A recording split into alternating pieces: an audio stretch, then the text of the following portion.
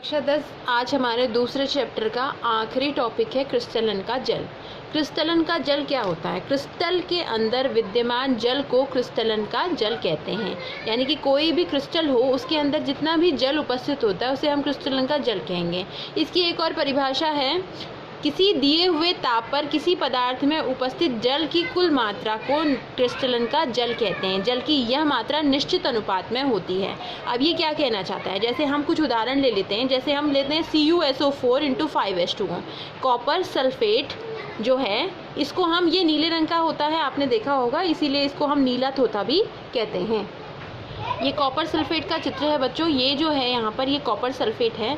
इसका हम क्रिस्टलीकरण कर रहे हैं, क्रिस्टल बना रहे हैं और उसके बाद ये ऐसे परिवर्तित हो जाता है इसमें। तो क्रिस्टलीकरण का प्रयोग हम कर चुके हैं विद्यालय में। तो क्योंकि ये नीले रंग का होता है कॉपर सल्फेट, इसीलिए हम इसको नीला तोता कहते हैं। अब आप समझ गए होंगे।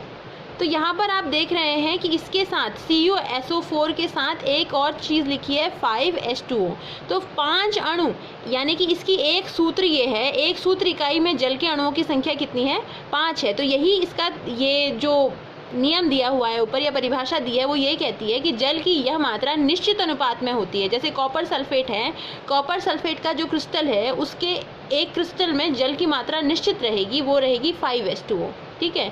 अब एक और उदाहरण हम देख लेते हैं, सोडियम कार्बोनेट। इसको हम धोने का सोडा के रूप में जानते हैं। Sodium carbonate × 10H2O। तो यहाँ पर देख रहे हैं कि इसके एक सूत्र इकाई में जो जल के अणुओं की संख्या है वो निश्चित है, वो 10 है। ऐसे ही कैल्शियम सल्फेट है जिसको हम जिप्सम के नाम से जानते हैं। तो कैल्शियम सल्फेट में जल के अणुओं की संख्या भी निश्चित है, यानी कि 2H2O है। तो CaSO4 × 2H2O। ऐसे ही CaSO4 × 12H2O है प्लास्टर ऑफ पेरिस में। तो ये सभी एक तरह से आपको उदाहरण बताए गए हैं। इनमें सब में देखिए जल के अणुओं की एक निश्चित मात्रा है। ठीक है। तो किसी दिए हुए ताप पर किसी पदार्थ में उपस्थित जल की कुल मात्रा को क्रिस्टलन का जल कहते हैं और जल की ये मात्रा निश्चित अनुपात में होती है। लवण के एक सूत्र इकाई में जल के निश्चित अणुओं की संख्या को ही क्रिस्टलन का जल कहते हैं।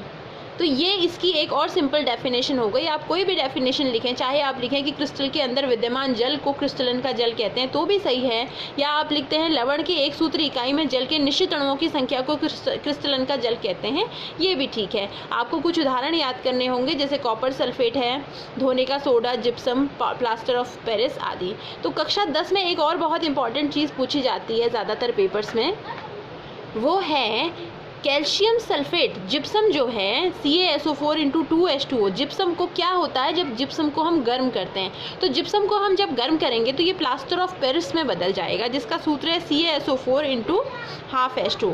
कैल्शियम सल्फेट अर्ध हाइड्रेट, हेमीहाइड्रेट जो है, ये प्लास्टर ऑफ पेरिस का सूत्र है। और इसका ही एक रिवर्स भी पूछा जाता है, क्या होता है जब प्लास्टर ऑफ पेरिस की अभिक्रिया जल से कराई जाती है? तो आप क्या करेंगे, उल्टा हो जाएगा इसका।